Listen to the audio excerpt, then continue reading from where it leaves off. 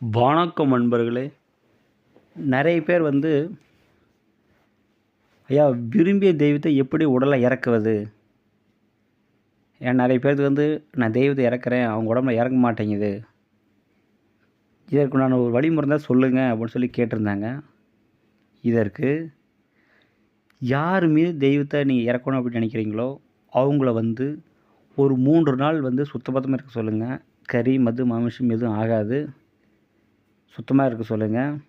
3 நாள் கழித்து நீங்கள் எந்த தெய்வத்தை உடலை இறக்கணும்னு நினைக்கிறீங்களோ அந்த தெய்வத்தோட வசிய சக்கரத்தை பூமியில் வரைந்து அதன் மீது உட்கார வைத்து ஒரு எலுமிச்சம்பழம் எடுத்து 4ஆக அறுத்து குங்குமம் தடவி 4 பக்கம் வீசிடுங்க. பிறகு எல்லா தேவதையும் நீங்கள் வணங்கிய பிறகு மந்திரத்தை சொல்லி கூப்பிடுங்க. எந்த தெய்வம் உடலில் இறங்கணும் அப்படின்னு நினைக்கிறீங்களோ அந்த தெய்வத்தோட மந்திரத்தை சொல்லி கூப்பிடுங்க. நீங்கள் ஒரு 21 முறை மந்திரத்தை சொன்னீங்கனாலே போதும். அந்த தெய்வம் உடனே அவங்க உடலில் இறங்கிடும். இறங்கி பயங்கர ஆக்ரோஷமாக ஆடும். பிறகு நீங்கள் கேட்கும் கேள்விக்கு அனைத்தும் பதில் சொல்லும்.